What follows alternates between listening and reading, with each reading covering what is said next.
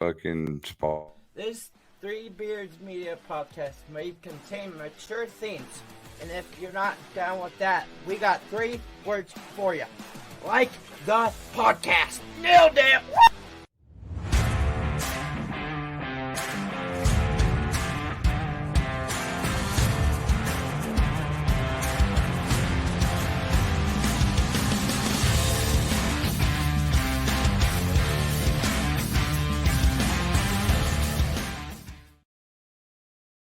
Hey everybody, good evening. We are back with another episode of Fall Starts with Bill Blank and Chris Shipley.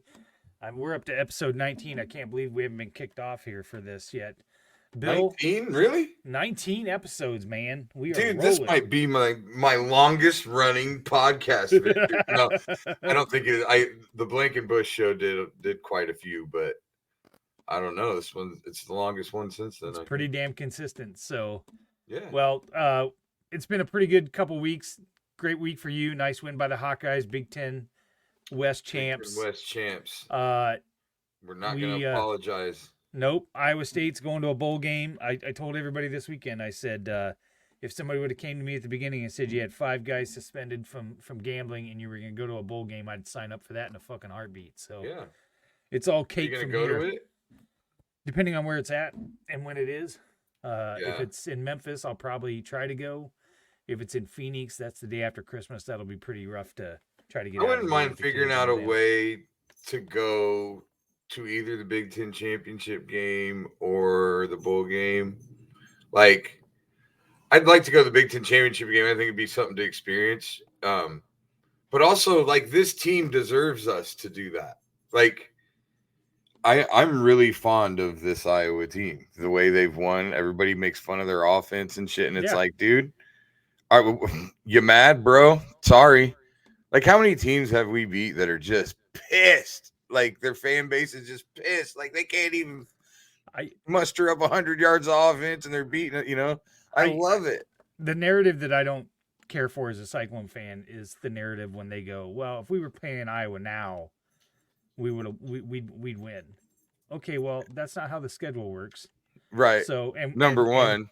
Right. And I do think the Big Ten West is not a great conference. No. But as somebody pointed out on Twitter, the one team we played in the Big Ten West, we lost to. So we really don't have any room to fucking talk. Right. so. Well, also regarding that, like, so what are you supposed to do? Not win it? Right. Like, if it's so bad and you fucking don't win it. Game. Yeah. If the conference is that, if the Big Ten West is that bad, then you better win it. How bad are you if you don't win it? Well, the rest of the teams are sub 500, I think. Yeah, you know what I mean? So how bad are you if you don't win it? You better fucking win it. And this whole narrative that all the Hawkeye fans are falling in love with Matt Rule because he said nice things about Kirk Ferentz. I fucking hate Matt Rule. So this will be the one time that I root for Iowa because I want them to bury those sons of bitches. You're sitting there watching him, and like I've seen 2 different times where he talked about Iowa and the Ferentzes and stuff, and I was like, God damn it, don't make me like you, dude. Yeah, well, trust me, there's no fear of me doing that. So, we got a guest tonight. We'll get to him real quick here, but I want to touch on something, Bill. We talked about, you've talked about a couple times about how you want to live your life for fun and you want to embrace those fun times or whatever. And Saturday was one of the best days I've had. It was the last Saturday we were going to be able to tailgate. The last Saturday I had at Jack Trice Stadium. For the year. We got set up on time. It was a perfect day. I can't tell you how many people stopped by the tailgate that knew me, whether it was from Twitter or regular friends or whatever. We had a stream of people in and out. Sean stopped by and saw me. It just kind of was like one of those days where I was like, this is what Bill is talking about. Yeah. Like, I embraced the fun. I had no expectations. It was a wonderful day. I loved it. It was phenomenal. Well, and how great is it we got through a whole football season without a super cold game? No shit. I was thinking about it. Like, the week before, the Rutgers game was the coldest game of the year.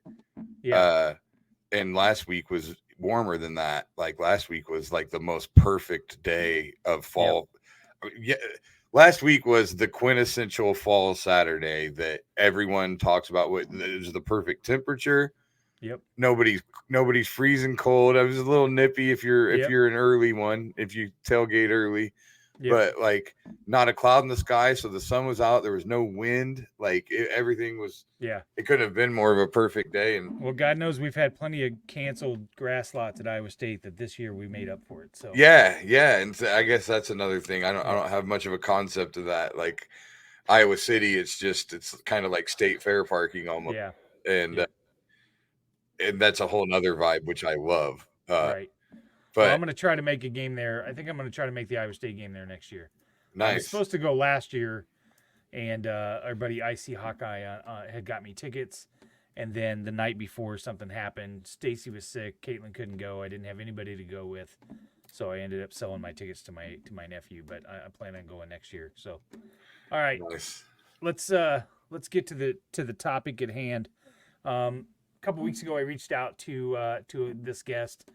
I think he's got a really cool story. I've kind of, and you too, Bill, I've kind of watched him grow into something pretty special, I think, here in Des Moines.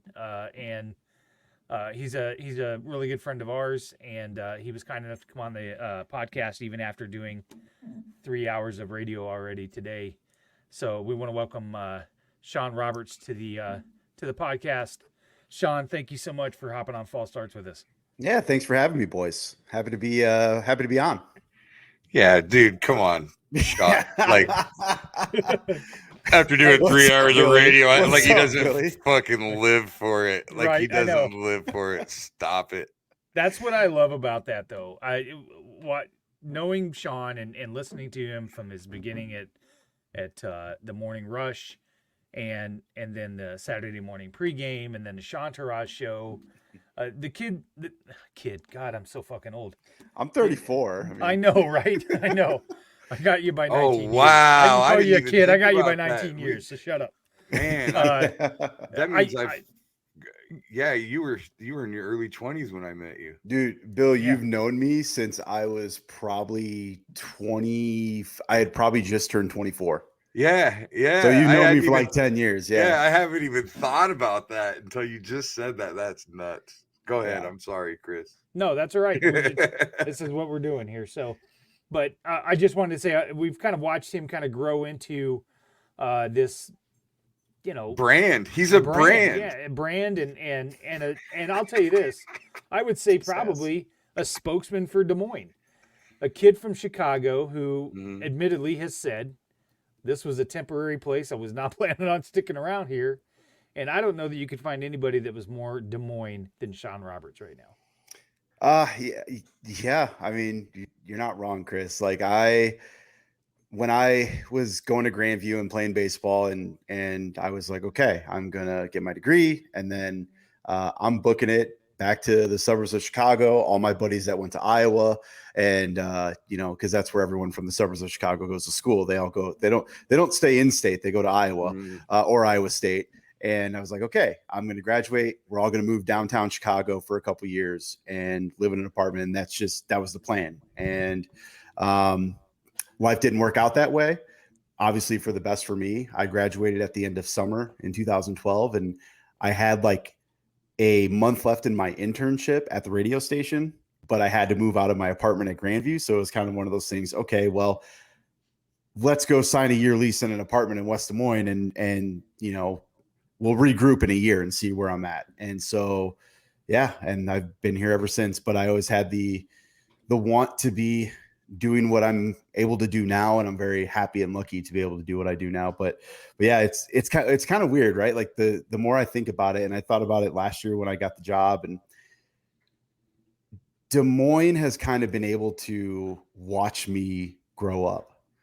And it's kind of cool when you think about it, right? Like I was a kid from the suburbs of Chicago that kind of just found myself here and started working in the business that I always wanted to work in, and had to do a lot of other different things to make it work at the same time. And all of a sudden I'm 34 years old and Bill's going, holy shit. Right. I've known him for 10 years. And it is crazy to think about, but like, that's Des Moines been able to, in the state of Iowa, in a sense, for the people that have paid attention to it, have been able to watch me grow through this 10, 11-year period. Well, it makes them feel like they have some kind of ownership too, Yeah. when people watch, like I can remember back in the day when Heather was doing KGGO, and would have been like 2004, so 20 years ago basically, and I had done this reality show, and I was in the studio like talking about it, and like the first episode had aired, and so I was on the next day. Heather said on the air, that was one of the things she said, was like, it was like, oh, our little Billy's grown up. And Heather was probably 34 or something at the time. Like she wasn't that much older than me, but yeah, it's just weird. People do, yeah. The thing is, Des Moines a weird city like that when you're in any type of entertainment, radio, anything like that, because they don't take you seriously at first. They kind of have a little bit of that, like if you were worth a shit, you wouldn't be here attitude. Like, look, come on, you're just in Des Moines, dude. Chill. You're just in Des Moines. Like, chill the hell out. Yeah, like let's not act like you're a big deal. You're in Des Moines. So like you have to overcome that, which really you only do by not quitting. You just stick around. Right. And then eventually you get endeared to the people that you're endeared to, and you're never going to go without haters. When you put yourself out there, you're never going to go without haters, but 100%. You get a lot more love as time goes on. Yeah, you're not wrong, man. Like I know when I first started, and I started with Travis and Ross for, the first couple months of my radio career, and then Heather came in, and yeah, I mean, looking back at it, it's crazy, but I didn't know if people were going to like me. I didn't know if people were going to respect me. And I kind of just had the mindset of, well, no matter what, I'm just going to always be me. And, it's gotten me this far in my life, and it'll continue to get me to wherever I'm supposed to be in this life. And so I will just always be me. I'll be genuine. I'll try and be the nicest person that I can be and be a good human being. But if I have to, make some smart ass comments every now and then, it's just, I'm always going to be real. And, here I am 10 years later, and I'm able to do the thing I love. And that's been a huge part of it. Well, I think that's what endears you a lot, is that you are honest and you are real and you're open about things, which is part of the reason why we know part of your story and what we'll get into later. But you had, I think, a unique opportunity with Travis and Ross, and then with Heather, that you weren't just the guy sitting in the booth pushing the buttons. They included you into the conversation, which doesn't happen a lot, I don't think, in this industry. No, it doesn't. And what's funny about that is when I first started with Travis and Ross, Ross is great, obviously. Like Ross, was telling me, because I never met, you got to remember, like Trav doing the show in Omaha, I'd never met him. I started producing the show and I never met him. This was before we had cameras and we were able to see each other on Zoom calls or whatever the case was. So literally Travis is just a voice in my head pretty much. And so I kind of looked at it as this was my opportunity, and I'm just going to turn on the microphone and just kind of throw myself into it. And if it works, it works. And it worked. And Travis and Ross included me in that. And then when Heather came on, it was kind of, I've already at that point established myself as being somewhat part of the show. And you're right, Chris, it's not normal, right? But one of the things that I look at, especially nowadays, is whatever I'm doing, whether it was the Saturday morning pregame or now the drive, whoever's in that producer studio, in my opinion, should be just as much a part of the show, because that's how you get opportunities and that's how you get used to talking on the air. And that's how I got my opportunities. So for me, I look at that position as, man, this is your chance. This is how you kind of grow yourself as being on the air. And then there's other things like when you host your first show and getting used to that stuff. But yeah, like it is unique and it doesn't happen. I listen to, Chicago sports radio, and wouldn't even know who the hell the producer was because Right. they're not involved in the conversation. And again, it's kind of what makes Des Moines unique. Like, we do unique things, and it works. Well, and Travis has said it 100 times, and I kind of related to a story my dad used to say. But Travis would say, "Whatever you learned at Grandview about radio, now you can forget that because we're gonna do it. We're gonna do it the right way." And my dad, I remember when I went to college, my There's dad a lot said, of truth "Okay, to well," that. my dad said, "You go to college, you learn how to run a business, and when you come back, I'll show you how to make money." Yeah. So, But like Trav was right about that though. Like, I went through and I was at Grandview at the time. We had 88.1 The Edge, which was KDPS, I believe. And you get graded on how you do a 2-hour show once a week. You play music for 10 minutes, and then you get a 3-minute segment. And me and my buddy Jose, we were the Sean and Jose 2-hour bonanza mashup. Like, we're jackasses, and that's what we called ourselves. But we would get 3 minutes to talk, right? So you get used to bringing in, yeah, you're listening to 88.1 The Edge, and you're trained to go into full radio mode, right? Like we call it puking, right? Like, hey, it's 88.1 The Edge, and it sounds like a douchebag, right? Well, I got A's on that by doing that, right? Like, that was what we were taught. right. Yep.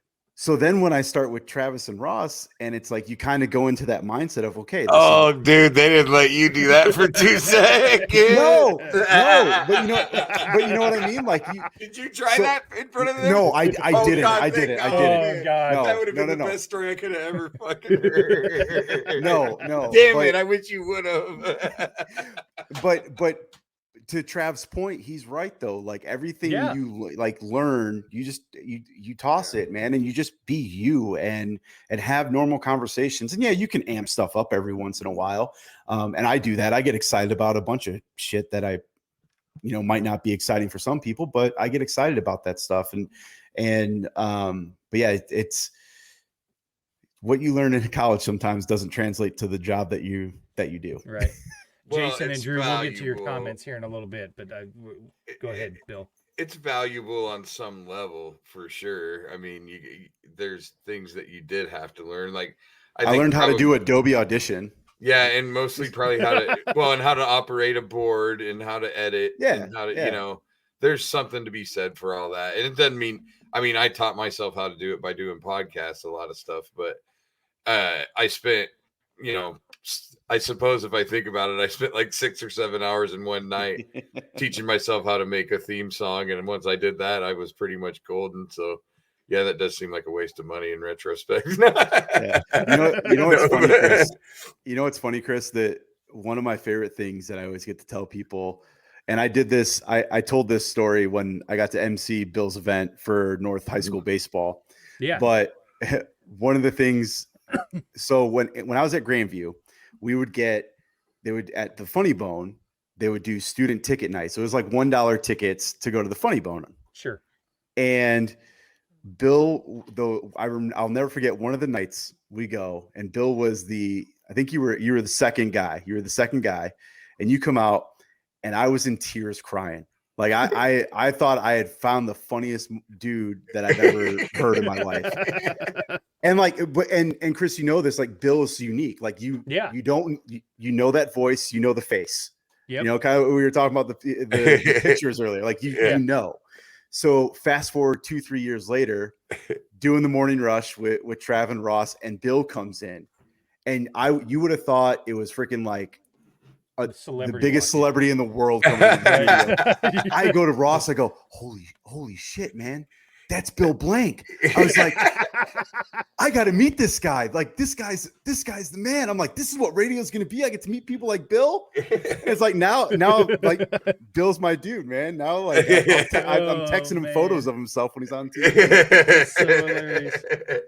And now I'm like, hey, Sean, you need somebody on your show for like 10 minutes? Right? We're waiting. Well, Sean, I'll tell you this. When it's all smoke and mirrors. That's what's funny. Like, you're seeing this, you're experiencing this a lot more now that you've been doing this long enough, Sean, where people do treat you like things are a much bigger deal than they are now that the fourth wall is dropped for you. Like, Yeah. I mean, you have to see that a lot. Like, I hear a story like that, and like, I think about where I was back then, and how barely I was doing anything. I mean, I was barely making it by the skin of my teeth. You know what I mean? Yeah. And so it's just weird to hear stories like that, like people had you on some type of pedestal or something when you weren't shit at the time.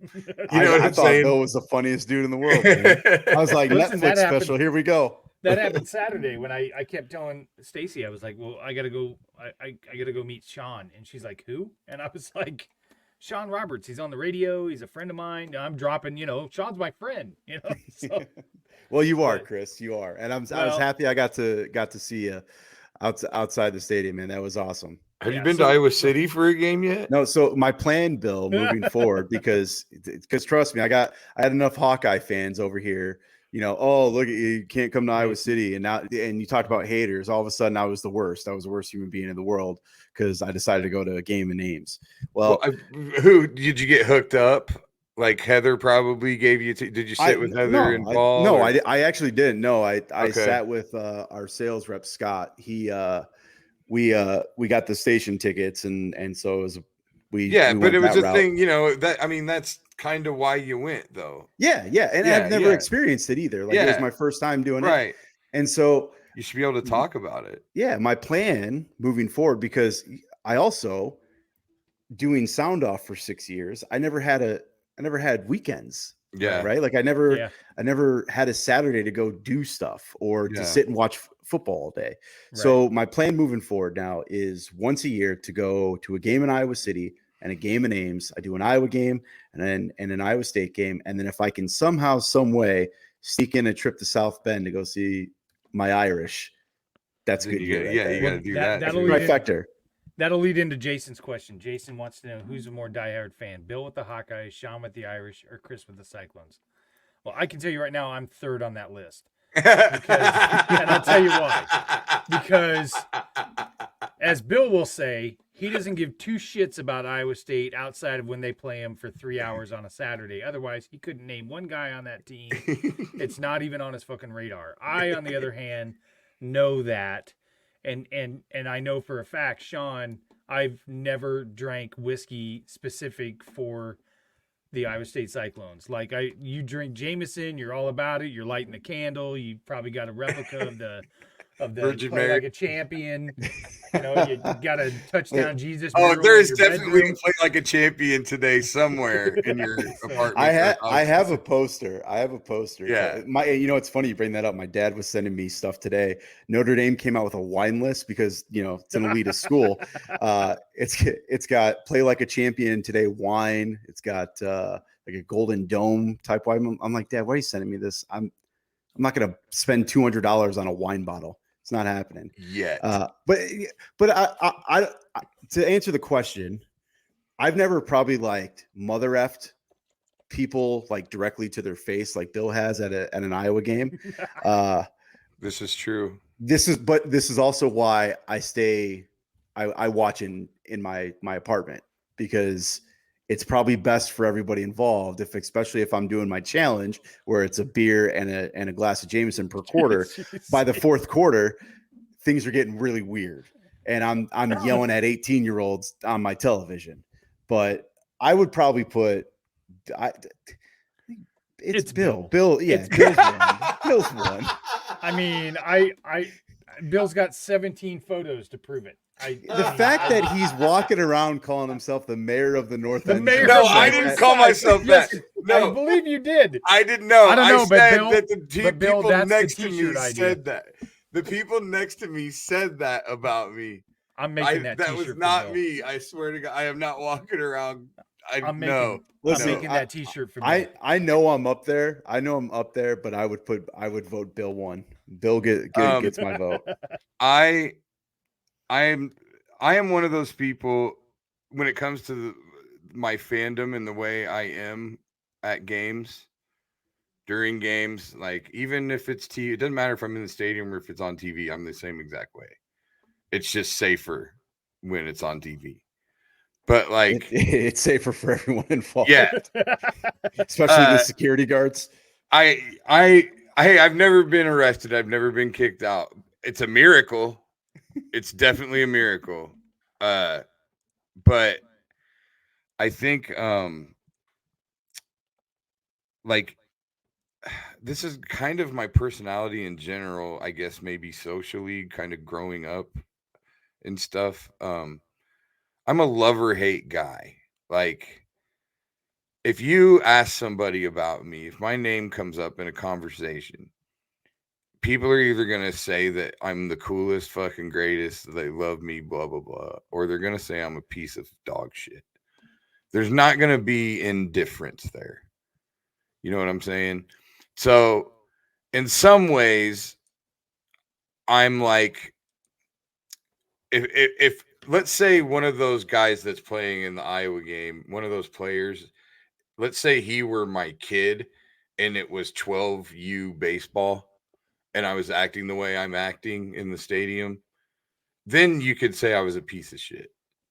But when it's big time college football, national television, like millions of bazillions of dollars are going through all of this, you can fuck off. Like I'm not a piece of shit for,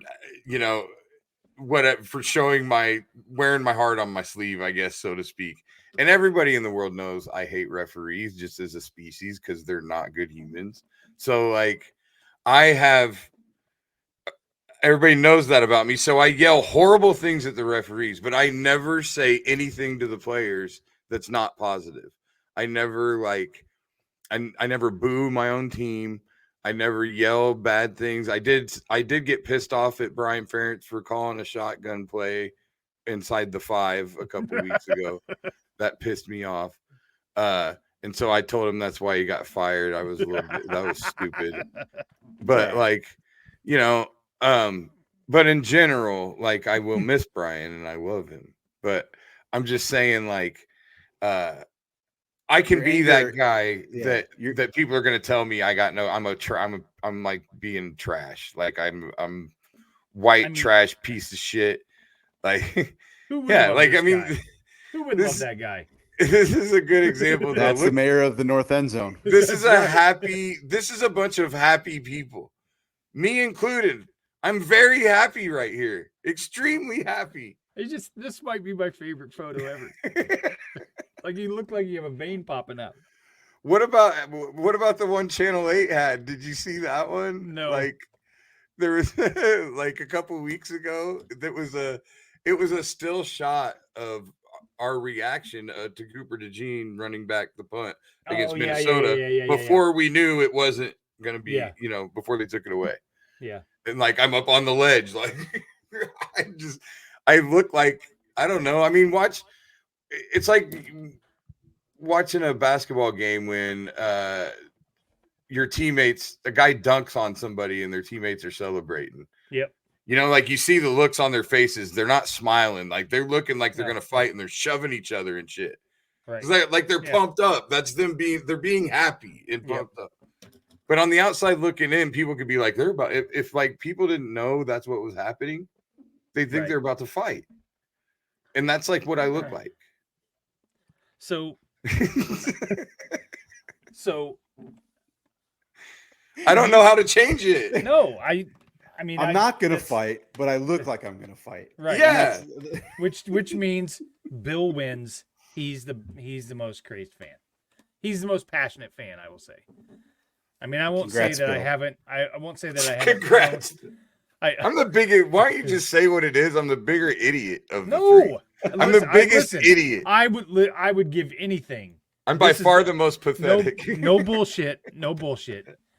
I would give anything to be able to act like that in the front of the end zone like that. I used the F word 4 times in the fourth quarter in the Kansas game, and my wife turned around and goes, "You need to knock it off." So yeah. I'm not allowed to act like that. So yeah, and see, I would be like, well, fuck you too. Yeah, well, I just No, I'm just kidding. I would just as soon be able to sleep in my own room. So Find your own way home there, Chris. that's right. Find my own way home. And see, that's why my girlfriend's perfect for me, because she just grins and goes, "He's all mine. He's all mine." Yeah, she embraces you. That's right. Yeah, I mean, you're gonna have to. I mean, Yep. My wife embraces me, and I had an emotional crying experience when Sam Hartman led Notre Dame to beat Duke. I was like tearing up. I was like, "It's my quarterback."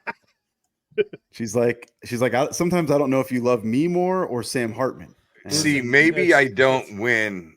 Maybe I don't win because nothing. I mean, the most I get close to, I tear up a little bit every time I do the wave. But like, oh, I could see that. That's an emotional experience. But like, if we just drove on the last minute to beat Duke, I'm not going to be in tears. I had a lot of cocktails. I was going to say he was probably lubricated a little bit. With you drink a beer and a shot per quarter. Not shot. No, that's glass. Oh, I got you. So a beer and a glass per quarter. Okay. Well, we're gonna. The tears are flowing. I'm surprised you waited till the fourth quarter.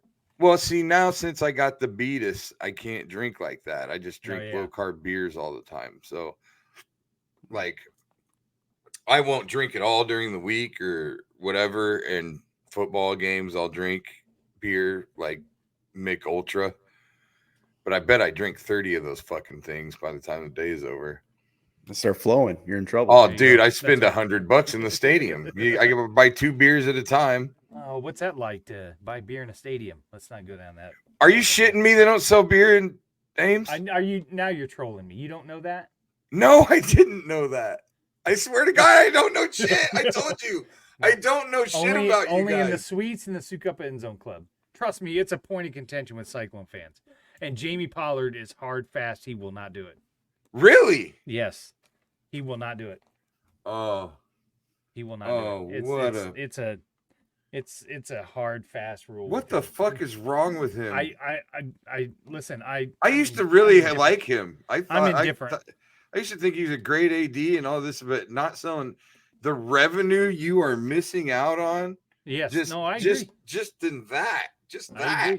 How can you possibly be a respectable and not only that, athletic director? Not only that, but you're not selling your NIL beer that then turns around and helps fund athletes. Right. I don't think they sell the Swarm beer in Iowa. Yeah, they do. Yeah, they do. In Kinnick, they do. Oh, well, not everywhere, because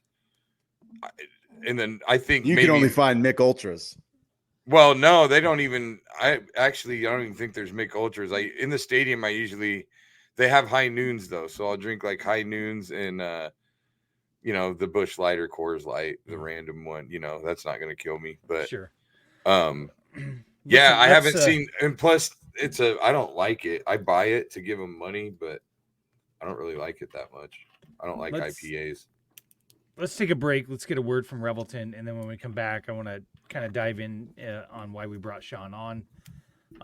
Talk about a little bit of his, maturity and things like that, his physical and mental health and things like that. So we're going to get a word from Revelton Distilling Company. Of course, I'm not cognizant. I should announce that we are now sponsored. Our studio sponsor is now Gravitate Co-working. Gravitate Co-working is a shared space where you can go and get out of your home office if you have a work function that you need to have a conference room for. They have 4 different locations in Iowa. It's a really nice concept. Jeff and his staff will take care of you. So we're super pumped that Gravitate Co-working is now sponsoring our studio. And, of course, we're going to get a word from Revelton here, and then we'll come back with Sean Roberts. At Revelton Distilling Company, everyone has become a part of the Revelton family.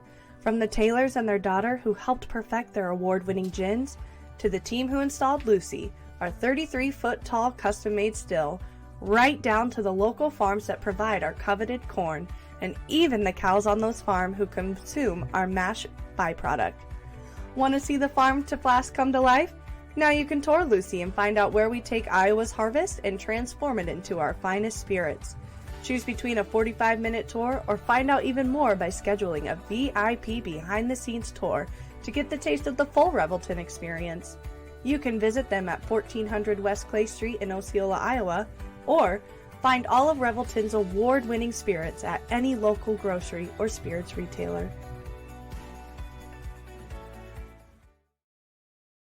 All right, and we're back. I want to talk a little bit real quick about our event that we're having at Revelton Distilling Company. We are going to have a fundraiser and live podcast, broadcast of all of our podcasts through the Three Beards Media family. We are raising money for the Young Women's Resource Center. We have some raffle prizes to go on. You'll be able to come down, have some drinks, meet some of the crews from the different podcasts. It's from 12 to 2 on December 9th at Revelton Distilling Company. We hope we can really pack the house for those guys. So it'll be a fun time, and hopefully we can raise a lot of money for the Young Women's Resource Center. So, Sean, the last time that we were actually at Revelton, I'll start this conversation with this. We've talked about how you give Lucas a platform on the drive. Somebody gave you a chance. You were kind enough to come down to Tim and I's very first event that we had down there at Revelton. And you and Kaylee came down, had some drinks. I think you broke your sober streak for us. That was nice. Yes. But yes, we did. I don't know that I've ever told you this, but you might be the inspiration for what we got going on here at Three Beards Media, because when we sat down and talked about that, I told you that what I would have loved to be able to do is to just do a call-in show for the Iowa State Cyclones. And your response to me was, Chris, you don't need a radio station to do that. You have the platform to do it on your own. And that kind of sparked an idea of what Side of the Storm became. Mm-hmm. And then we just kind of rolled from there. So I haven't ever told you that. It was a little nugget that you placed in us, but I just wanted to tell you how much I appreciated that. Oh, not a problem, man. Like I tell everybody, like when someone comes to me with like, hey, I'd really like to get into this business, or I would like to do something along those lines, or do a podcast, just do it. That's my advice. Just do it. And I know sometimes that's easier said than done, but man, if all it takes is figuring out how to get a microphone and figuring out how to record yourself, and in today's day and age, just do it.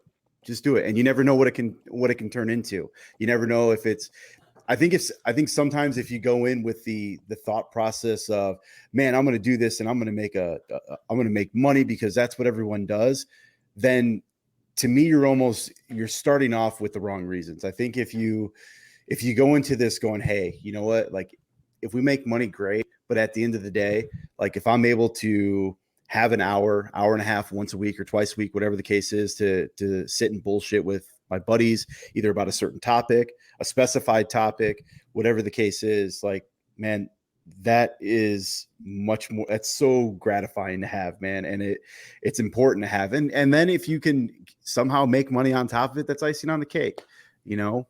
I think so many people go into it where they're like, man, all right, we got this idea. We're going to make a shit ton of money and this is going to be awesome. And then you do it a couple months, money's not coming in, and you're like, okay, well, where's the passion for it? What are we doing this for?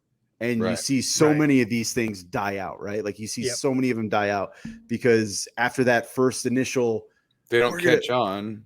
Yeah. And then you go, or you get bored, or you don't have topics or whatever else, which when Bill came to me and brought the idea for this podcast, I wasn't entirely sure how much material we would have, but we found that this topic is really, really important. And it's so important that Bill and I discovered today. I got a DM on my Twitter today from a guy that doesn't follow me on Twitter. He follows other people that follow me, so he must have seen some things. He said, hey, wanted to let you know I came across False Starts, and it's so important to be able to talk about this, and I'm so glad that I found it, and I'm catching up on episodes, and thank you for doing the podcast. And I sent it to Bill, and I was like, listen, one person is getting something out of this, then we need to keep going. That's the point. I mean, we've, my goal, I say it every episode, is have a good time talking about tough things. Like I want men to be able to be open about their mental health. I mean, us the male portion of the species has struggled with that since the beginning of time, and we're getting better. I mean, I know for a fact I know a couple other comics that are doing some things somewhat similar to what we're doing now. And a lot of people are getting, they're coming around. But that's why I wanted it as a passion project for me, because I went through so much anxiety and anxiety attacks, and went through all those different periods growing up, and still to this day, I deal with it. And that I mean, that's why this is here. But I also like to have a sense of humor about it. And so I wanted a platform where people aren't going to get mad at me for, poking fun. Like I was talking about I remember one episode I was talking about eating disorders being a rich white girl disease, and like kind of making fun of it. And it's like, I mean, and I don't do it to like disparage anybody. I know how dangerous it is, like dangerous it is, and I'm not disparaging things, but like I just want it to be mine so that we're free to be able to have a laugh while we're talking about some really serious fucked up shit. Yeah, doing stuff like this it's important, and it's become something that's really important to me over the last 4 or 5 years of my life. And so, doing what you guys are doing is an incredible thing. And as you guys are finding out, if you can just touch one person, right? If you can get to one person, and it makes it all worth it, right? It makes it all worth it. If one person reaches out to you guys and goes, I listen because of this, and it's helping me, then mission accomplished, right? I know that sounds cliche, but it really is true. And not only with this topic, it is, with this subject, it is. If this was just another podcast with us fucking around, like just being dudes hanging out and turning on a microphone, then it's like it's just a vanity project then. And this right here, it is about basically a show like that. If we reach one person with a show like that, it means we suck. Like if we reach one person with a show like this, we made a difference in somebody's life. It's a completely different animal. Well, and not only I've been pretty open in the last month and a half that being on this podcast has really gotten me to look a little more internally on going and going to see a therapist and things like that as well. And I even took it a step further. My stepsons go to a therapy session every 2 weeks, and Jordan and I have had some problems arguing, and I've been short with him, and he's been short with me, and we went in and had a joint session together. And since we've had that, and I got to hear him talk about the things that he was concerned about, it opened my eyes a little bit to try to be a better father. And we've had a lot better relationship in the last 2.5 weeks since we've done that. So, and I've taken what my therapist has said to heart, and I've really tried to apply it, and things have been better outlook for me the last few weeks and so on.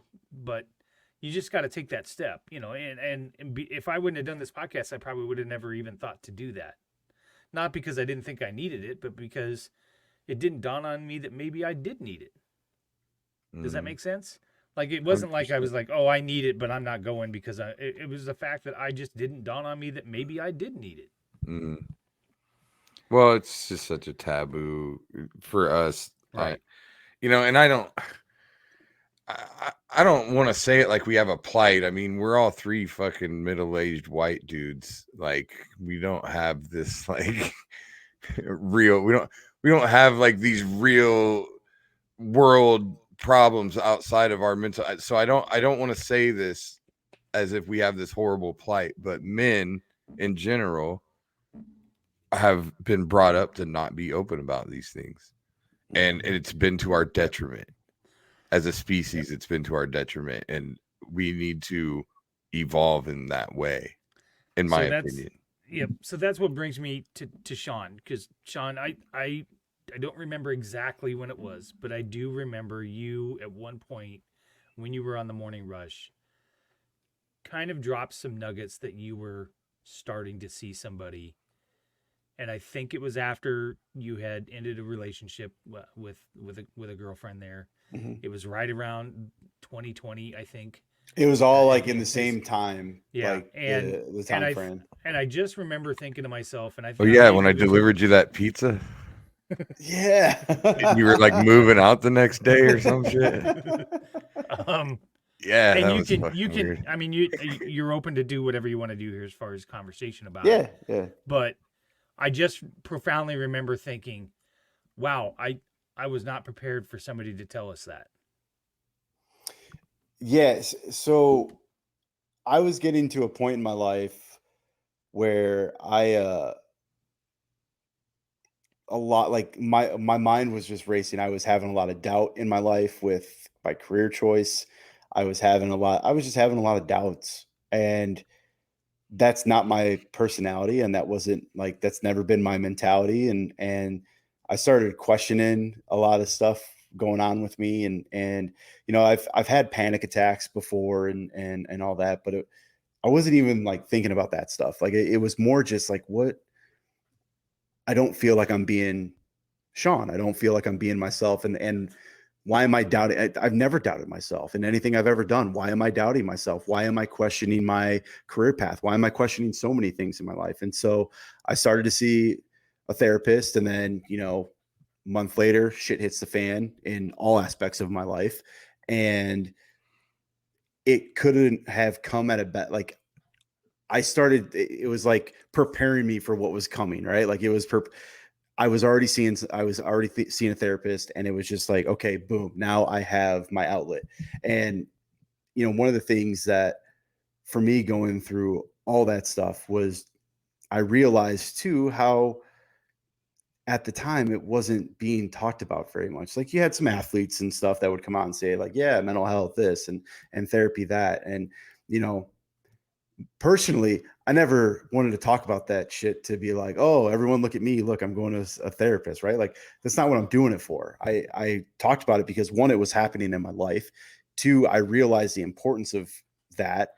And man, Chris and Bill, like when I started talking about that stuff on the air, guys reached out to me in DMs and tweets and all that stuff. Like it was amazing. And it was, man, I'm so happy and thankful that you talked about this, because now I feel confident enough to be able to go and help myself. Mm-hmm. And that was kind of like okay, I can use my platform here for good. And it's not to like, never want to do something to be like oh, look at me, or that a boy, look at, no, man, if I can touch one person by DMing me and saying, hey, I was never going to be able to go see a therapist until you started talking about it and something clicked in me that I'm going to go do it. Or not even necessarily seeing a therapist, but just understanding and realizing like, hey, you know what, I can be open about some of this stuff. And whether you're seeing a therapist, or you're talking to your significant other, or whatever the case is, your buddies, like that was a huge thing for me, was starting to talk to my buddies about what I was going through. Mm-hmm. Because you're right, like Bill, like what you're talking about, like we're developed in a way. Like, I mean, I was in 5th grade pitching, and I would walk somebody and my dad comes out and calls me a pussy. Like that's what happened. Right. Like, right. And so that was my mindset. Right. Mm-hmm. And it took Don't me be until a bitch. Don't be a bitch. Right. And I've always had kind of I don't want to say sensitive heart, but I've always been there's a part of me that's very soft, right? Like I'm very like, I'm emotional. I'm an emotional guy. It's why I tear up over Sam Hartman. Oh yeah, me too. Me too. Yeah. But it's the stuff that I get touched, right? And I get emotional. I've always been like that my entire life. And I think I went through a span where I was trying to be like, oh no, I'm Sean on KXNO, and I can't be. I'm a jackass, and I can't. You know what I mean? Like I didn't. And I said, finally, something happened where I was like, "F this. I'll talk about this stuff." And don't lie to yourself. Man, yeah, don't lie to yourself, man. But it's not like therapy has given me all the answers to everything in life or Of course anything along not. that. No. Like, right. If anything, it's a place for me to vent. And it's a place for, you know, where you can just talk about life, man. And you can be open and honest about everything. It's a place where you can be honest. And we talked about this, Bill, before, about knowing that you're not going to be judged, and you can talk through some things and then try to figure out the answer yourself. You said something about you weren't yourself. This wasn't the Sean that you remember, and things like that. And dude, I'm telling you, I had the exact same conversation with my therapist 3 weeks ago. 6 years ago, battled cancer, wasn't gonna let it beat me. I mean, I was obsessed with the fact that I was not gonna lose, and I had always been, ever since I had met Stacy and kind of divorced my ex-wife and whatever. I had always had a mindset that I was going to do whatever I wanted to do. I was good at my job. I was a good father. I was all these things, and nothing would stop me. And I literally was sitting on the couch with my therapist in tears, going, I don't know where that guy is anymore. I don't know where he's at. I lost a job in January that I've never been fired from a job before. And I was working with people that were 20, 22 years old that I was completely ostracized with, that they never included me. I felt out of place, old. I felt like the world had passed me by. And I remember just sitting there going, I don't know where that guy is that 6 years ago beat cancer. I don't know where he's at. He's gone. Well, in some ways, you know, the same. Well, the same thing happened to both of you guys. It's that we're not unique in that. You know, I mean, I had the same exact issues. I think all three of us can possibly relate to just imposter syndrome in general. Like, Yes. You know, it's really hard. You know, when I started going through everything during the pandemic and my divorce and all that, and I was saying to myself then, like, I did not like the person I was seeing in the mirror at that time. I was like, 24-year-old me would be kicking the shit out of me right now, would be so fucking mad at me for just being a bitch right now and what I've just reduced myself to. You know, but like Sean was talking, you're talking about, you were doubting yourself.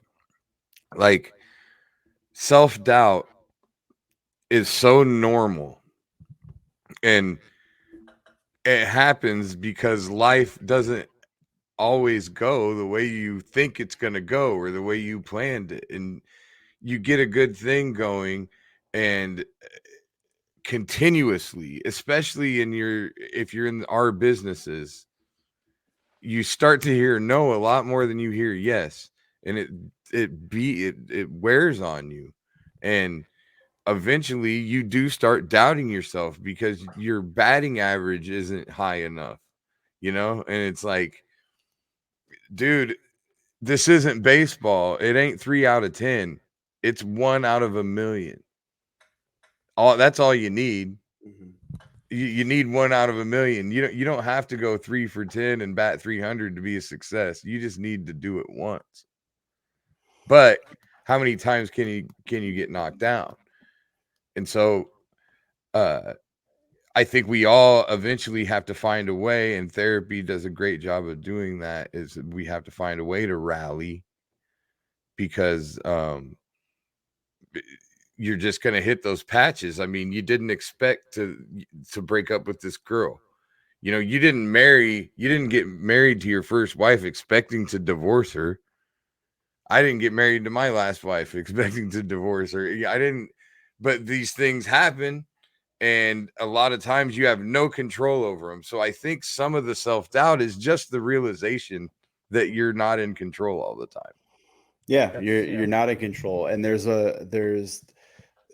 and sometimes it can be a harsh realization, right? Like, it can be like very harsh, and it can turn your life upside down. You know, like a lot of things can change just like that.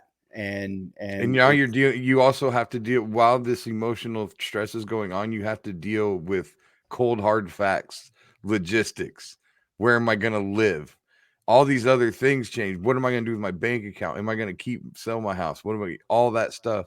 You got to deal with all that shit and deal with it in a timely manner in the right way, or you're going to completely fuck yourself over your emotional state. Yeah, and life keeps happening, right? Like all around you. That's the thing. You still got to show up to work. You still gotta, and for someone, like me, whenever I'm going through something, right? Like I still have to turn that microphone on for 3 hours and not fucking show that shit. Yeah. And, Or at least at the very least, you can't bring the energy down. You can't just bring the show down, Well, No. and Drew kind of chimes in, kind of it's scary shit to talk about, especially when your job depends on you being okay. Mhm. And It's a real we've got thing, some man. Comments here. And I think Jeremy wants to thank us for the conversation, and Nick says self-doubt is huge. I can tell you how many times I get stuck in my head every day, or imposter syndrome comes in. That imposter syndrome is real. Oh, it's such a It's bitch real. I think imposter syndrome takes down more entertainers and athletes than any other thing, because when you're really good at something like that, when you're really good at a sport, or you're really good at whatever entertainment avenue you're in, it kind of comes easy. That's kind of why you love it. It comes naturally to you. And yes, you do work hard, but at the same time, it doesn't ever feel like work. So it's just, I'm out here having fun and making money, and that's the real goal. And then all of a sudden you're just like, did I just play a trick on everybody? Are they going to figure it out? Oh my God. I've had that same conversation 100 times. Like I'll do, like, I remember last time Tom Segura did the Funny Bone. The last couple times he's been here, he did theaters, but the last time he did the Funny Bone, I opened for him, and we had worked together a couple of different times over the years. We've been friends. But by this time he's doing well, like well enough that there were protesters outside. That's how you know you made That's it. how you know That's you're right. doing well. Yeah. And so that week I got paid, obviously, what the club paid me. Well, Tom asked the club what they were paying me, and then doubled it out of his pocket. And I get this money that night, and I'm thinking to myself, did I just pull the biggest fucking heist? Like, I literally went out here, I got fucking stoned, and I drank, and I fucked around, and I got all this money for it. This doesn't make any sense. Like, Yeah. It's, everybody else will tell you it makes sense to them because they see it, and they're like, because you're talented, you deserve it. But you don't, when you're in that body, you don't feel like you deserve it. I don't. Right. Yeah. I mean, that happens a lot, man. It happens a lot, especially like with what I'm doing. I can't tell you how many times I have self-doubt and stuff, and that's why it's like one of the battles that I have every day when I'm like, if I'm promoting something, right? Or whatever the case is, it's okay, is anyone gonna like that? Is anyone gonna go to this thing? Is any, do people like me? There is, and so it almost sometimes, like, it's not every day, but there are days where it's a battle, right? Like, and it kind of goes back to, okay, well, am I being Sean, or am I doubting myself here, right? And it's always that battle to get me back to Sean. And that's where, you find out things during therapy that tools you can use, right, to navigate through all that stuff. Because, man, there are times if it gets to you in the morning, right, it's real hard to get to get that back for the day. That Right? shit lingers. That shit lingers for a long time. I like to call it, there's two different terms I use a lot. One is hangxiety, which is kind of like the anxiety you have when you're kind of hungover. that you'll kind of wake up with. And a lot of times I call that anxiety. And then there's like the Sunday scaries, which comes from when I was a kid, where uh, every Sunday I knew I had school the next day, so I couldn't enjoy myself. Like, Yeah. even though I didn't have school all day Sunday, Yep. all I could think about was that I had to go to school in the morning. So like, I'm out playing baseball with my friends. Like, well, this sucks. Fucking, as soon as Can't this is go do over, I got to this, go to yeah. school in the morning, you know, or whatever. And so you're right. And I went through that a lot during and immediately after my divorce. I was waking up every morning almost in a full on anxiety attack, because mostly I had wrapped up my whole identity in stand-up comedy and my wife. That, and then, you know, and then the kids. Mhm. Like, and I that was a mistake, you know, to put that much emphasis on it, because I lost it all at once. You know, pandemic, you know, we're on lockdown. I can't work. I can't do any shows. I'm done. Completely done. And I'm not famous enough to do a fucking Zoom meeting and Right. have people pay me to do it. You know, nobody gives a shit. So I'm done. I got to find something else to do. I'm delivering pizzas and shit. I'm doing whatever I can, you know. I get my wife files for divorce. Boom. The two biggest things that I had my self-confidence and my self-worth wrapped up in were gone at the same time, instantly. And so what do you do at that point? Because I didn't know who I was anymore, and I didn't know who I used to be either. Yeah. Like, you're trying to get a guy back that doesn't exist. That's part of the problem. That's where we fuck up, I think. I think that when we get to that age, when that shit really starts to hit the fan, when that stuff happens, like I was saying earlier, 24-year-old me would be beating the shit out of me. Well, I'm never going to be 24-year-old me ever again. And guess what? If I was still 24-year-old me, that would make me a piece of shit, because I didn't evolve at all. I haven't changed a fucking bit since I was 24 Right. years old. Yep. That's bad. That would be bad. So part of this self-doubt, part of all this stuff is our evolution. It's just our evolution, and it's us evolving. And if we can find a way to embrace it rather than go try to find this guy that we used to be, that we can never be anymore, because that guy didn't have the life experience that we have. Mhm. You can't possibly be the same, or you haven't experienced anything. Right. Sean, do you think with COVID and Thank you, Jeremy. I'm really smart. Yeah, he Go is. ahead. No, Just don't build Bill up too much, man. We only have so much space in here. He's already going to the Big Ten West Championship game. It's all I can fucking stand to listen to that. I can take my hat off. My head's getting too big for it. Well, Mazer wanted to know if that was Bill or Run KFC. That's what Mazer wanted. Can't tell if that's Bill or Run. So, but my question, Sean, is COVID, I think, has done a number on a lot of people with the changes and how the world works anymore and things like that. Do you think that exasperated some of the things that you went through as well, because things were just different and changed? Oh man. I think, for me, I was already starting that process right before COVID happened. And so when the pandemic happens, and you kind of have a lot of time to just think about my life and think about what I wanted to do, and couldn't go anywhere. You couldn't go out to a bar. You couldn't go. It was me in my living room, right? And work.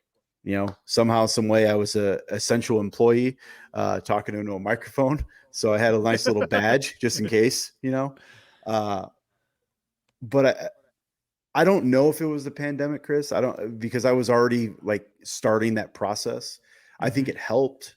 I think it definitely helped, because I got to really, really hone in on finding myself, like not going back to, 21-year-old Sean again, but finding that confidence in myself and understanding like, man, you know what, shit happens in life. And I've always had the mindset of, kind of like what you were talking about earlier, Bill, like you get knocked down. Like I've always had the mindset, you knock me down as much as you can. I'm going to get back up as fast as I can, and even harder this time. Right. Like I'm going to come at it even harder. And that's kind of just been my mindset with life. But I think one of the things that I learned during the pandemic, I think this is, if I were to go back and look back at that, like summer of late spring, summer of 2020, was I really started to just realize to live in moments and not get Sunday scaries on a Sunday. Mm-hmm. Like take in that day, hone in on that day, and live in that moment. Now, I'd be lying to you if I say that happens to me every day. There's a lot of things that I get stressed out about, especially these days with everything I got going on at the radio station. I'm always looking forward, for tasks and stuff. So I find myself battling that mindset that I've had for a while now, where it's like, man, just live in the moment. And sometimes I get wrapped up in, getting on Twitter or getting on, and my wife will be the first one to tell you, like, get it the fuck off your phone, but in my mind, it's okay. I don't want to miss something. I'm going to miss something's going to pass me by. Right. If I'm, this is constant. Yeah. In exhausting. Yeah. And but in my line of business, and it is, you have to be on top of things. Right. Mm-hmm. So if I'm 5 minutes late to Cooper DeJean being hurt, right. Mm-hmm. And if I'm late to that, then I feel like I'm not doing my job. Now, do Iowa Hawkeye fans give two shits if I'm giving my thoughts on Cooper DeJean? No, but I feel like it's my responsibility for what I do to be able to make a comment or to say something about that. Right. So, well, somebody that's in their car listening to your show, it's drive time, and that may be the first time they're hearing that news. Right. And so for me, it's the constant of not FOMO in a sense, but kind of, right? Like, yeah, I'm scared that I'm going to miss something that I should be. People will be. It's more so like people would be like, "How did you not know this before I did?" Right. Like, fuck them. Right. So yeah, but it's hard. I get it. It was easy for me in 2020 to not do that shit because nothing was happening. So for me, it was find myself in that day and find myself in that moment. And I still to this day do meditation. Meditation's been one of the best things that's ever happened to me. I don't do it as much as I used to, but if I can do it a couple times a week, or if I've had a long day, I'll tell Kay, I meditate in the shower. That's where I do my meditation. I sit in the shower I turn the lights off and I just sit there and take it all in. I take in my day, I relax, I regroup. Like that's been a huge thing for me. I know it's not everyone meditates or whatever if they want to in a different way. And that's just what's worked for me since I started it. But it's trying to always find myself to be, man, just live in the day, live in the moment. Tomorrow's a new day. You never know what the fuck's going to happen. I could wake up tomorrow and lose my job. It happened to me in 2020, right? Like it was a terrible experience. I went into that day going, man, life's fucking great. It's awesome. And then an hour later, life changes. Right. So it's really just trying to embrace each and every single day and having a positive mindset and not letting a lot of negative things affect your life. And it makes it easier, if you can somehow, some way find, and again, easier said than done, but if you can find the positives in each and every single day and live in those days and live in those moments, it makes it a lot better. It makes it a lot better. Cause one of the, I still to this day, it doesn't happen all the time, but I have panic attacks, right? A lot of those panic attacks came from looking ahead and thinking about things that I have to do or haven't gotten done yet. And the future aspect of things and the unknown. And I, going through therapy and starting that process, 3-4 years ago of it was stop worrying about what's happening 5 days from now. Yeah, it can be on a calendar, but fuck it. Like, don't think about it, because the more and this was just my thought process, the more I would think about it, all of a sudden I'm hyperventilating. Anxiety attack. Yeah, I'm going, what the fuck's wrong with me? So yeah, I think my biggest advice is always just, and it's easy to say, but be the best person you can be a good person, and man, try and live in that day and live in those moments, and take it all in, because you never know what's going to happen 24 hours from then. And whether you're going to an Iowa game, whether you're going to an Iowa State game, take it all in. If you're with your family, if you're with your kids, with your buddies, take that shit all in, man. It's important. And that's exactly what I mean. You would have benefited from our conversation. That I don't remember who it might have been the last one that we did without a guest, but yeah, it was. I was basically, and some of this is age. I mean, Sean, you're still in the infant stages of kind of you're going through the next chapter of your life. You're kind of getting into that middle act.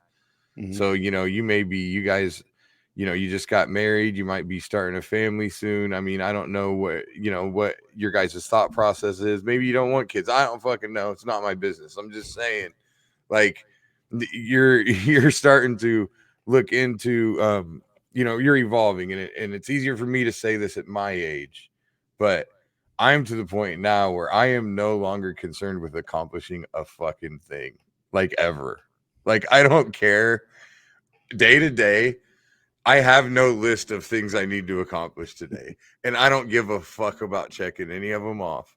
I literally am going to spend the rest of my life only doing what's fun.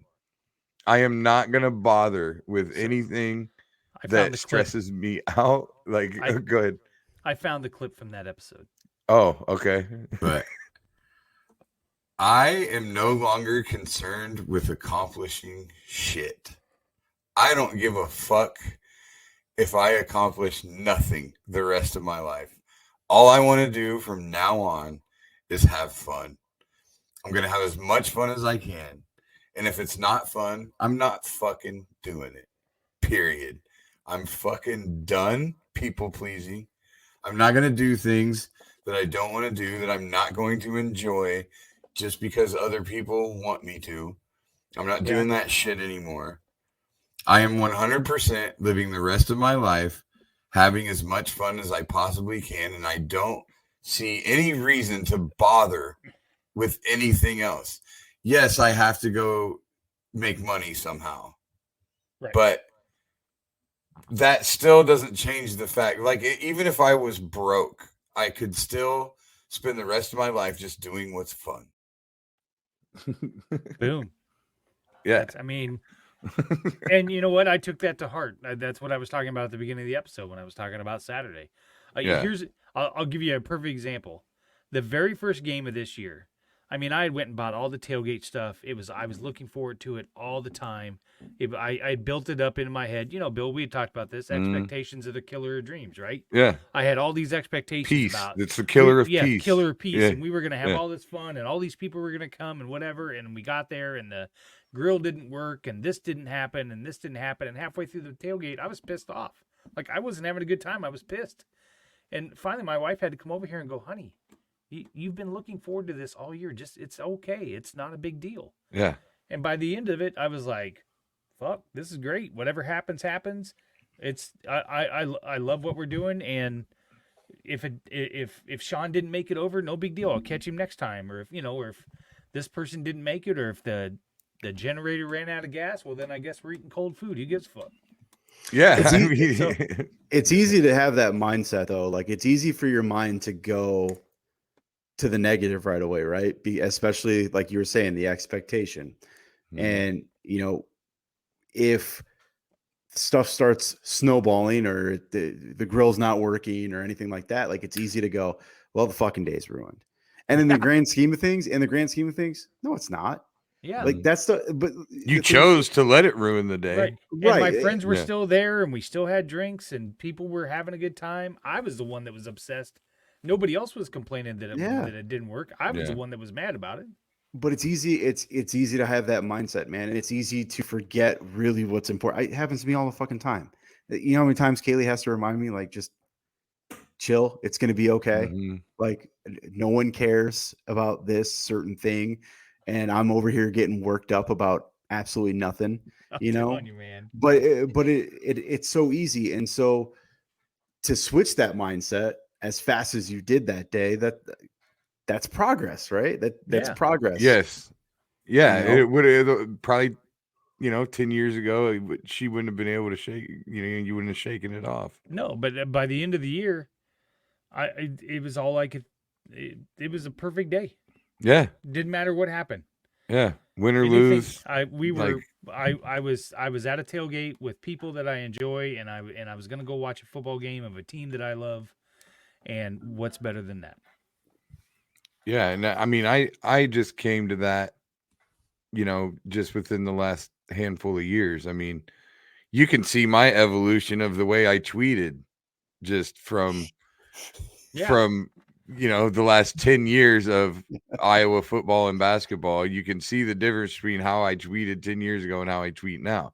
I made a conscious effort a few years ago to just blame the refs for everything.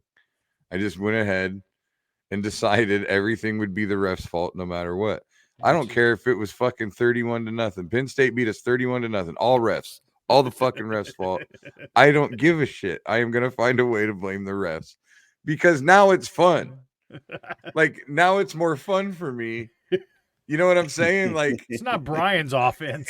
And why do I have to, like, the other conclusion I come to, and when we had Bohannon on, I think I said this to him, and it's the truth. Like, I would be bad mouthing certain players or whatever, or talking about we suck, or this fucking guy sucks, or that sucks, but it's like, the amount of joy that these players have brought me over the course of a lifetime just by virtue of wearing the Tiger Hawk on their helmet, like, they deserve nothing but my support, in my opinion. So going forward, they're all perfect and I love them, and it's the ref's fault. Remember this in 2 weeks in Indy. Right. Which is why I won't allow you to be anywhere near the Three Blind Refs new podcast. And I think that's a great idea. It is a good idea. That's for everybody involved. I don't tell you when it's on. I've already told the producer to mute any comments that you may make. No, I'm just kidding. No, I mean, I know you guys have talked about having me on there. They were like, yeah, we look, but I honestly though, like, I really hate refs that much. I just don't think that it would be a good idea. Like, those guys would just think I'm a prick because I wouldn't be nice to them. They have a segment on there called Fool's Rules where they school you on a rule that you think you know that you don't really know. Mm-hmm. It's actually pretty funny. So, invalid. No, that's invalid fair catch. That's right. But that's right. Like, see, that's a perfect example though. Like, yeah, and but then they're probably fucking smarmy about it. All right, these fucking stupid fans don't know anything in their fucking Homer Simpson voices. Like, they're just I can't. See, this is why I can't talk. I can't even talk to you. You brought it up, and I'm losing my mind. All right, well, Sean, I'm gonna wrap up with this. I'll ask you this: you had a beautiful wedding. You have a beautiful wife. You have a life that you can just see. You have the job that you've always wanted. Would you have any of those things if you wouldn't have turned that stuff around? I wouldn't have my wife. I wouldn't have my wife. The job thing, who's to say? I probably, like, or probably not. Like, because I was able to, I changed my mindset on a lot of things, and you'd had a worse attitude. Yeah. Well, they had a shitty attitude, man, and that's going to get you fired in a right to work state, especially. Yeah, well, like, it would have got me fired, or it just would have drove me completely to not want to do it anymore. Right. Yeah. And changed my mindset, and it just everything started coming together, and manifested a lot of stuff, and here I am 4 years later. I'm married to the love of my life, and I'm happy, and that I have, I got my little pug and got my dream job, and life's good, and it comes with ups and downs, and everything always will. It's not always perfect, but no, man, I have everything really that I could ask for, And a lot of that has to do with my mindset and knowing and understanding that, like, hey, I need to change. I Yeah. need to change, and coming to that realization and coming to, because that's the biggest thing, man, is realizing it, right? And taking that first step. And once you take that first step, sky's the limit. It really is. And it can change a lot of things, and staying with it and being positive and working through it. Well, if nothing else, though, it just where you lack self-confidence, or where you lack, when you talk about self-doubt, you can expel some of that, or repel some of that, whatever word I'm looking for, by now knowing you have the tool. You've dealt with things. Mm-hmm. So you can have self-confidence in that, you have the tools. Yeah. Like, when I was 34, I was saying the same exact words you just said: dream job, love of my life, all the shit. And then it all comes crashing down fucking 3 years ago. But up until I developed tools to cope, Yeah. so I'm now an evolved person. I'm better in a lot of ways. I'm really happy. I do know that. So, when all that started happening, I didn't think I'd ever be happy again for the rest of my life. So, like, the fact that I'm happier right now than I've ever been, that I can remember in my adult life, even when I was doing nothing but stand up, that like the happiest I can think of being, before now, was when I was just living in my friend's basement, and all I did was stand up, and I wrote a blog for the Register and a couple other things. And I was just, but shit happens. You got to start worrying about. You got to worry about retirement, and you got to start thinking about different types of things like that. And Yeah. Well, let's end with this, Sean. Drew asked, "What the station move on post AD? What do you think changes, improvements, status quo? What do you think is going to happen now that AD's not there?" It's big shoes to fill. Oh yeah, you have his job now, huh? Well, Are you the program director now? No, I'm not. No, I was about to say, there's no fucking way they gave you that. No, I'm just kidding. No. They just let him run the social media. I help when I can help. But I think the station is in a good place. I think it's it's gonna move forward. AD did so much that no one, a lot of this was said on his last day, but he did so much that not everyone got to see or hear. And I'm learning that just, from going through the everyday stuff. And it's a lot, man. It's a lot. And he did a phenomenal job. But the one thing I've learned, and whether it's whoever is coming through that radio station, whether it's myself, whether it's Heather, whether it's Murph and Andy, like, those call letters are so important to this city, and they are so important to the state, and really radio and sports radio in general. And hopefully I have a long lasting career, at KXNO, and I can tell you my personal thoughts that unless Chicago calls me one day, I ain't going anywhere. Like, I love it here, and I plan to have my career here. But even when I'm long gone, like, KXNO will always be there. It'll always be there. Those call letters are bigger than anybody. The station will be okay. The station will move forward. And yeah, we'll get through it. Well, I think you guys are in the right spot. And I'll just say, I think I should win the KXNO jacket, because I'm pretty sure Marty Terrell Pick winners tomorrow, man. I'm pretty sure Marty Terrell still owes me money, so the station owes me. What's great about that is I was out at Authentic Brand, and they were showing me a bunch of, like, all these different things, and all of a sudden just an idea came. I'm like, man, that bomber jacket over there is pretty damn cool. I was like, could we turn this into something? And so, met with sales, met with AD at the time, and we started drawing up this idea of, man, what about a KXNO Hall of Fame jacket? And then it happened, and they're cool. Pick winners tomorrow, man. So they are pretty cool. All right, I think you should actually. Though you cannot get one because here's the thing. We can't have you wearing it. First row, mayor of the north end the zone. mayor of the north side. What kind? That's. I figure low. I'm not eligible. Swearing up a storm on national television.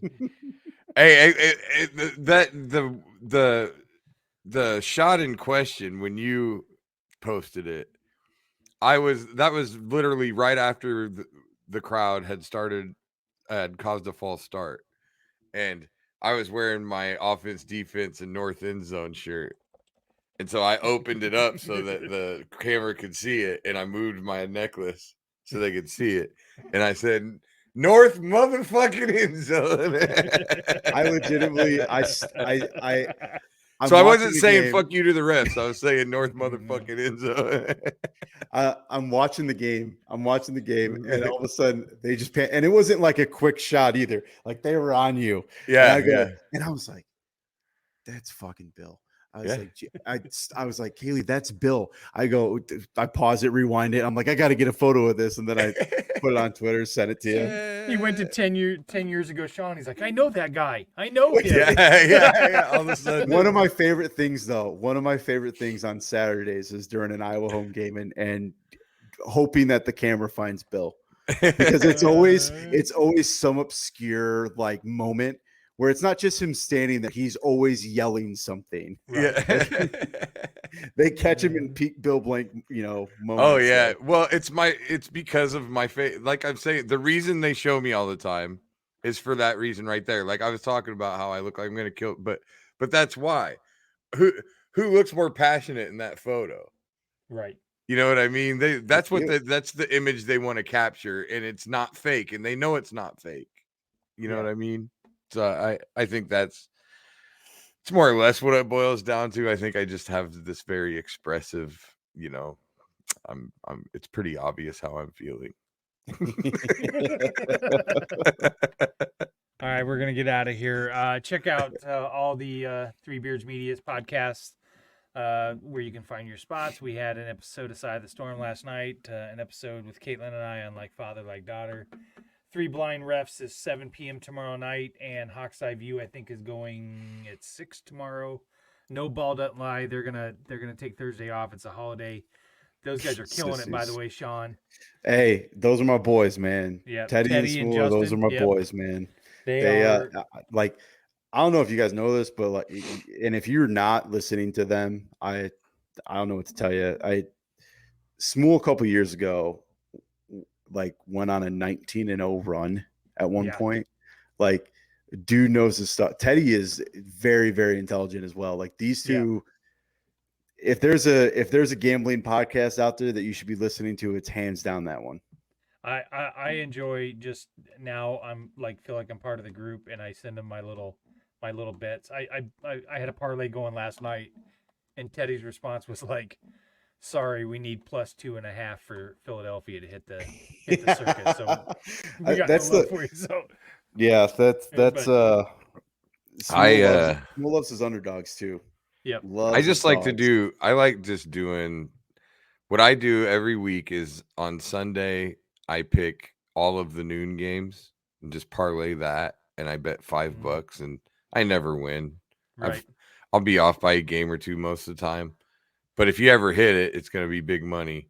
And then I like to do one time. Yeah, like single game parlays. Yeah. Which I'll win those kind of regularly because usually you get a boost and stuff. Like I usually use DraftKings, and so like I won the San Francisco game Sunday. I won $210 on a $5 bet on a single game parlay. So, but because I never pick the winners, usually I just pick stats and just try to, Get Bill Blank on Ball Don't Lie. Tell them not to have Pistol on anymore, though. He went 0-5. Yeah, Pistol I'm not surprised. Yeah, I usually go, I'll go the whole season. That's my pattern, like for the season, basically. So I'll be down $100 and then I'll win 200, and then I'll be down 50 and I'll win 65.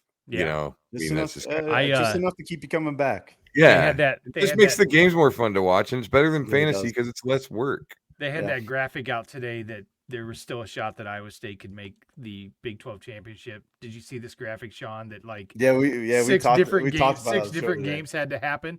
I had a free $5 bet on DraftKings. I bet all of that. So if that actually happens, I'll win $32,000. $32,000 on a free $5 bet. That is fucking awesome. So, oh my God, you can so pay if me. I win that, then I'll use that to go to the Big 12 championship game. So yeah, there you go. There you go. There you go. All right, guys, we're gonna get out of here. right. Thanks everybody for listening. Thanks, Sean. Appreciate it, Sean. Thanks you boys. very much. Check out all the other podcasts on Three Beards Media Network, and Bill and I will see you in 2 weeks.